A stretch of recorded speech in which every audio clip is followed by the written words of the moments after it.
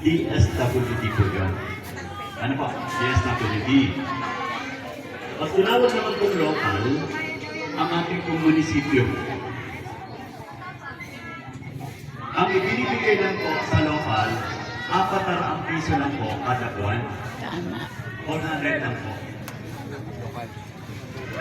Ang ibinigay lang po na namin, yung ay nasa 2,500 na po na tao ang pwede pong mag-avail. 2,500, 400 piso, tuwing ikatatlong buwan, 1,200 po. Ano po? Sa loob po ng isang taon, 12 milyon po na binibigay sa bayan ng munisipyo ng ating matagal. Ano po? Sa 12 billion po, ipinamimigay po talaga yun. Ngayon po, noong mga panahon po, dati siguro inabot nito eh. Noong mga panahon po, 500 lang po ang bigayan sa national. Sino po yung nakaabot nun? 500 lang po. Ano po? 500 lang po, ibig sabihin, kung mapunta ka ng national, walang problema. Kasi 400, 100 lang naman ang diferensya. Di ba ba? So kung 500 lang po ang binibigay, walang kaso. Ngayon po, nagkaroon po ng batas, additional 500. Alam niyo po kasi meron kasing batas na tinutukoy dito eh. Republic Act 1994, Amended Senior Citizen Act 2010. Ibig sabihin, yung social pension natin, 2010 pa ito, naging batas. 2011 nag-take effect hanggang noong 2023. Ano ba? 500 po bigayan, semestral, 6 na buwan ang bigayan, 3,000 na tatanggap natin. Tama po? 3,000, tapos 3,000 ulit pagdating ng Pasko. So 6,000 po ang natatanggap. 2022 po, nagkaroon po ng isang batas, additional 500. Ano po? 2022. Batas po, Republic Act 11916. Ito po yung additional 500. 2022 po ito naging batas. Pero napontuhan po, 2024. Kaya dami na inip nun, yung kapal naman, 1,000 na daw. 2024 po, ang saya ng mga senior citizen. Nakatanggap sila ng 6,000 agad. 12,000 piso agad yun eh. Isang buwan, isang taon. Marami na po nakatanggap. Hanggang ngayon, nakakatanggap. Kaya po, ang dami naman pong masamaan loob. Kung marami pong naging masaya, marami rin pong masamaan loob. Kaya pala kami papupunta ng national. Di ba? Ayaw mo sa local. Ngayon ito yun. Dalawa lang po ang paraan para mapunta ka sa national. O kaya wala ka sa local, dalawa lang. Kasi may mga islat din. May numero. Ang nakakakuha lang po sa makapot, sa local, 145 tao lang ang pwedeng tumanggap. Sa national naman po, 211. Ibig sabihin, paano ka pala makasama? Next and line. Sino nga kayo hindi pa nakakapot? Sino po tas na po kamot ng mga hindi pa po nakakapot? Marami pa dito. Marami pa dito. Dalawa sa likod. Dami din. Ganito po. Dalawa lang. Tandaan nyo to ha. Dalawa lang ang pwedeng mangyari para ka ma-isama. Una, dapat po may sumasa kabilang bayan muna. Ang tawag po doon, transfer. Kasi kumbaga po, kung nakasakay ka sa isang malaking bus at 622 ang lugan capacity, ang nakaupo sa kabuuan ay 374 lang. Pinasama ko na po yung 163 sa, ay hindi po rin pala yun. 145 po sa ating pong local, then 265 naman po sa national, 410 po ang nakaupo. Ibig sabihin, dapat po mapawasan po yung 410 na ito. para ka makaupo. Kung pwede, kung nakasakay ka sa isang malaking sasakyan, dapat po may bumababa. Aralan natin. Dapat may bumababa.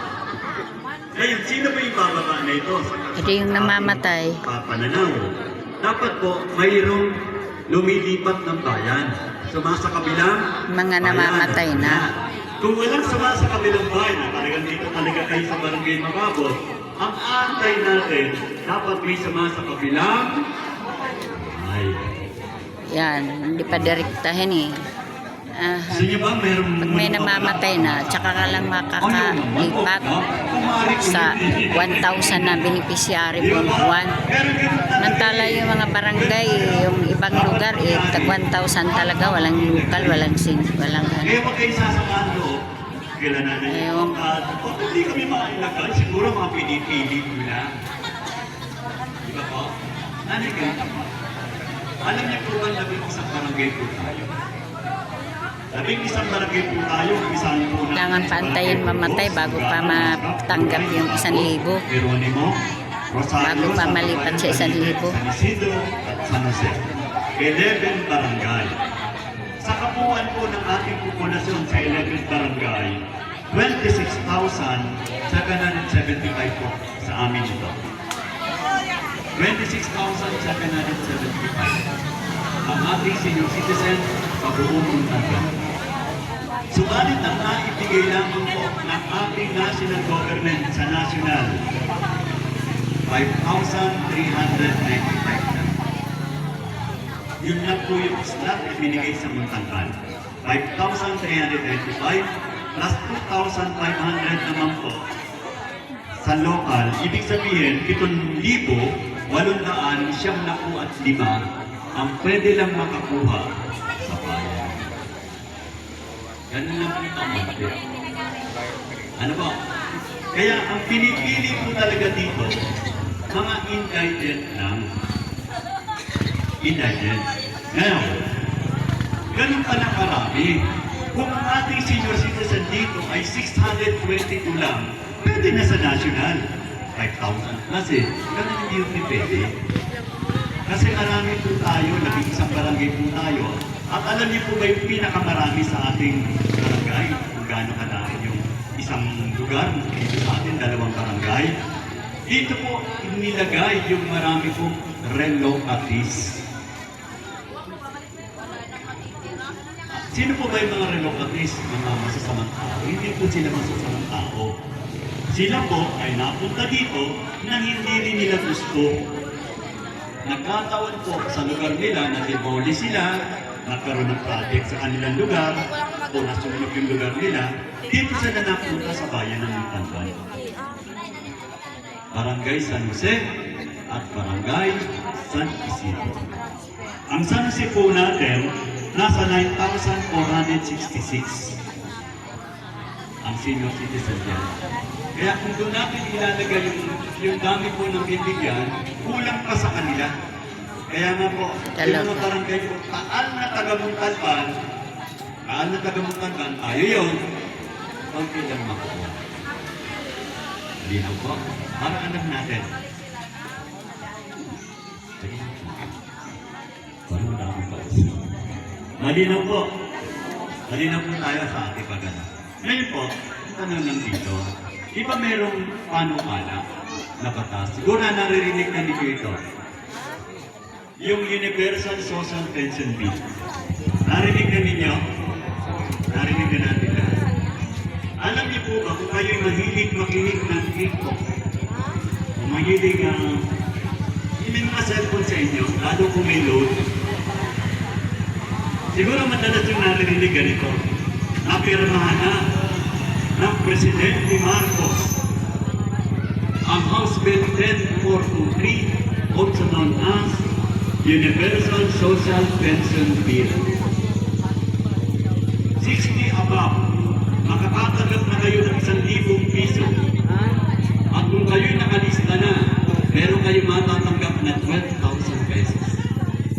Kung nakalista na kayo. Kaya kung magkakaroon ng bigayan ngayon, may matatanggap po kayong 12,000 piso.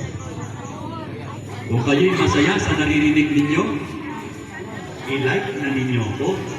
Pindutin po ninyo yung notification bell para sa susunod ko pong video, notify ka. Pagka ganun po ang delivery na nagsasalita, kalahati ang totoo. Makakalahati po totoo, fake news. Hindi pa po ito batas. Sa ngayon po, okay na po sa Kongreso, nagkaroon na po ng third and final delivery sila. Ngayon po, nasa Senado na. Ang Senado po, busy pa po sa pag-uusap dun sa flood control. Alam niyo ba yung flood control? Nakatutok po yung pera. Kapag ayos na po yun, nakita po na po yung mga tangko. Baka meron na. Ano po?